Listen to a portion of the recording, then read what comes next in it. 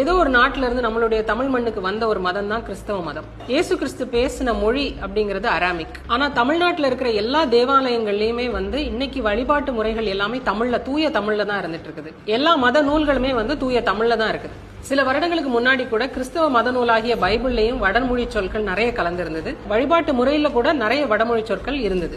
ஆனா இப்ப வடமொழி சொற்கள் முழுமையாக நீக்கப்பட்டு பைபிள் தூய தமிழ் புத்தகமா தான் இருக்குது. அதே வேளையில தேவாலயங்கள்ல வழிபாட்டு முறைகள்ல இருந்த வடச்சொற்களும் முழுமையாக நீக்கப்பட்டு தூய தமிழ்ல தான் வழிபாடுகள் நடக்குது. பரலோகத்தில் இருக்கிற எங்கள் பிதாவே, உம்முடைய நாமம் அர்ச்சிக்கப்படுவதாக. விண்ணகத்தில் இருக்கின்ற எங்கள் தந்தையே, உமது பெயர் தூயது என போற்றப்பெறுக.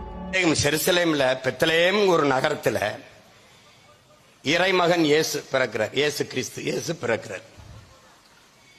அவருடைய தாய்மொழி எது? அரமாய்க். அவருக்கு தமிழ் தெரியுமா? தெரியாது. ஆனால் தமிழ்நாட்டில் இருக்கிற தேவாலயங்கள், ஆந்திராவில் இருக்கிற தேவாலயங்கள், கேரளாவில் இருக்கிற தேவாலயங்கள் அவனவன் தாய்மொழியில் வழிபடுறான். யாருக்கு முன்னாடி? இயேசுக்கு முன்னாடி. தமிழ்நாட்டில் என் அன்பு தம்பி தங்கைகளே, வெகு நாட்களாக பரலோகத்தில் இருக்க எங்கள் பிதாவே என்றுதான் வழிபட்டார்கள்.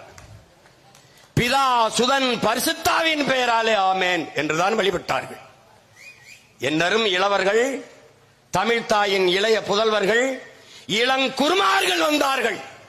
தன் தாய் மொழியின் மீது இருந்த பேரன்பின் காரணமாக, தமிழ் மீட்சுற வேண்டும் என்ற பெரும்பற்றின் காரணமாக இறை வழிபாட்டிலே விண்ணுலகில் இருக்கும் எம் தந்தையே என்று அழைத்தார்கள்.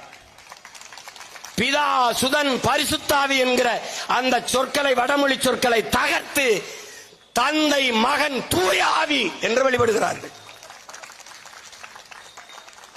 உம்முடைய ராஜ்யம் வருகை என்பதை மாற்றி உம்முடைய அரசு வருகை என்று போற்றினார்கள்.